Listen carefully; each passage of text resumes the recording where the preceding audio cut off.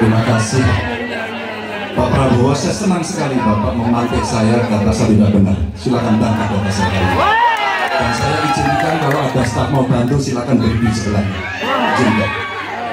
Pak, Global Peace Index kita menurut sumber Institute for Economic and Peace kita turun Pak. Kalau mau diplosa boleh. Silakan. Saya bawakan ini dari rumah. Karena kita bicara data yang baik. Global Militarization Index kita sumbernya Bond International Center for Conflict Studies turun. Semua skornya ada. Kapabilitas militer kita ini dari Law Institute Asia Power Index turun. Proporsi anggaran pertahanan kita sumbernya IISS Military Balance Plus turun. Pak Prabowo, saya mau bertanya kepada Bapak, termasuk kemudian capaian MEF kita hanya 65,49% dari target 79%. Mengapa terjadi penurunan dan apa solusi? Waktu habis. Pak Prabowo silakan untuk menjawab pertanyaan dari Pak Ganjar. Waktu Bapak 2 menit silakan. Jadi Pak Ganjar, saya sudah buat rencana, tetapi yang menentukan termasuk Menteri Keuangan. Dan masalahnya kita hadapi, tolong ya, saya memang sudah jadi Menteri Pertahanan 4 tahun, tetapi kita diganggu oleh COVID 2 tahun, di mana terjadi refocusing. Jadi banyak yang kita ajukan tidak disetujui oleh Menteri Keuangan.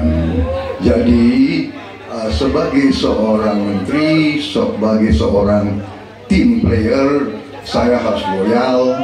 Jadi ya saya tidak banyak bicara di depan umum ya. Tapi data-data yang Bapak ungkapkan masalah pesawat bekas ya, saya ingatkan Bung Karno waktu menghadapi Irian Barat, seluruh alatnya bekas.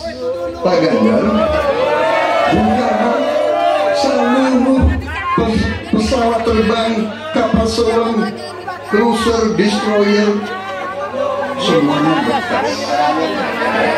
Jadi kita juga masih pakai banyak sampai sekarang pesawat bekas. Jadi banyak data Bapak, mungkin niat Bapak baik, tapi mungkin tim Bapak, staf Bapak itu keliru memberi masukan ya.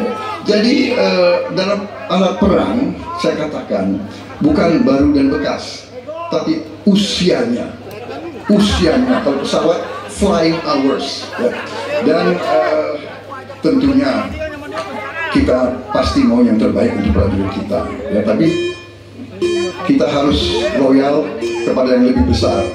COVID, ada krisis Ukraina, pangan naik, BBM naik. Waktu habis Pak Prabowo, terima kasih.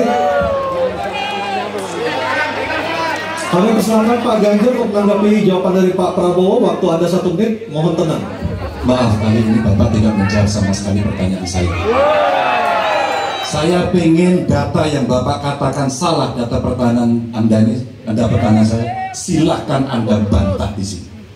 Bapak tidak mampu membantah dan Bapak menjelaskan pesawat bekas. Saya tidak pernah berbicara pesawat bekas dalam pertanyaan saya. Minimal saya bertanya, tadi kalau Bapak maaf mendengarkan terakhir, capaian MEF kita hanya 65,49% dari target 79%, dan ini mengkhawatirkan karena akhir tahun ini sudah harus selesai. Bapak juga tidak menjawab. Jadi artinya sebenarnya apa yang Bapak jawab dari seluruh pengelolaan pertahanan yang ada di Indonesia? Sungguh-sungguh saya meragukan itu karena data ini kemudian Bapak tidak mampu membantah di sini. Bahkan saya sudah memberikan ruang terbuka. Kalau ada staf yang bisa membantu silakan berdiri di sini. Staf saya, oh Anda mau bilang angkanya silakan naik ke sini. Akan saya tunjukkan, kalau Anda mau membantu. Terima kasih.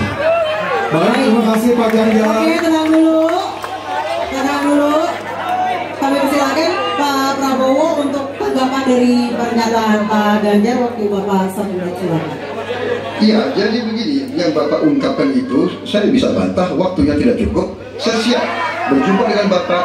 Mari kita bahas satu persatu, akan saya buktikan. Saya butuh hari ini, Pak. Nggak bisa. Saya tidak mau kasih waktu. Jadi Anda tidak fair.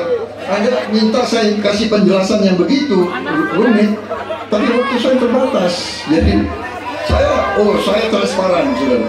Dan yang saya katakan, kalau kita bicara MEF itu mulai dari berapa periode yang lalu. Ya, kalau kita mau buka-bukaan, Menteri Pertahanan sebelum saya, apakah tidak juga berpengaruh?